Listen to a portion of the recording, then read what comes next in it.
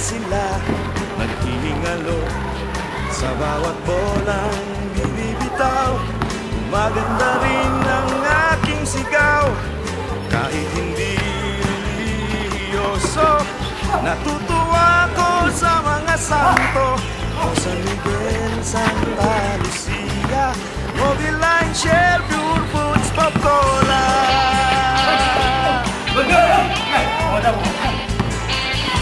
Nang ang conference ay nag-umpisa ang batsada nila. At gaya rin ng kutya ng iba, sila'y magaling lang hanggang umpisa. Ngunit walang kasawa-sawa ang barangay na laging kinakawawa. Sanay na sa kaasa, manalo't matalo ay Ginebra.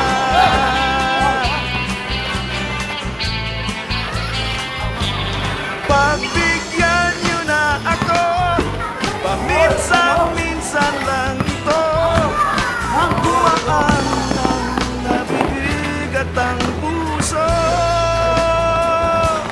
Pagbigyan niyo na ako, kahit paano. Sumaya ng bahagya itong mundo. Kahit pa paano sa playoffs for finals, ang Golden Gin halos masiraan ako ng bait. Sa double overtime na sudden death, napakahirap ay napakasimple. Ang imposible naging posible. Kami na nagsasabi na dapat mag-retire na si Jaworski.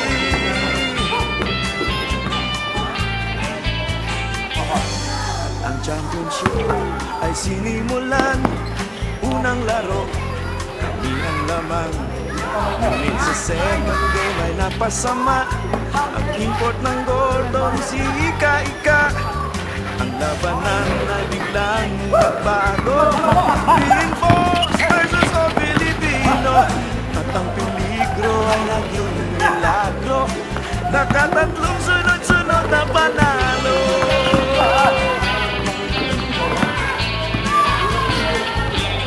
Pagbigyan niyo na kami mula Hulo hanggang Abari, ang mga hiyawang nakakabingi. Pagbigyan niyo na kami, anim na taon na rin kasi. Sumayaman lang kahit isang gabi. Muntik-muntikan pang naunsyami ng dalawang talo nakakarinig. Ngunit sa score ng huling labanan, ang basketball 3 quarters na lang. At ang mga di makapaniwala, sabi ang swerte, tsampa at awa, di maabot ng kanilang pangunawa. Parang kami noong kami ang kawawa.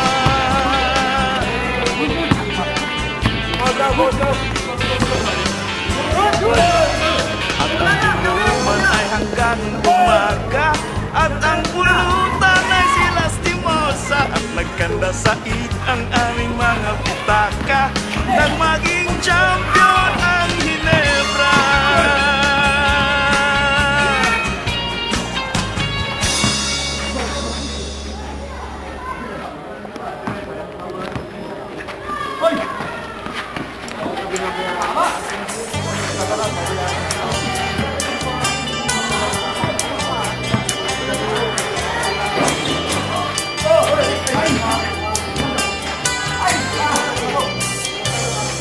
Sinusundan ko ang bawat laro ng koponan ko malago. Sinusundan ko ang bawat galaw hanggang sa Visayas at Mindanao.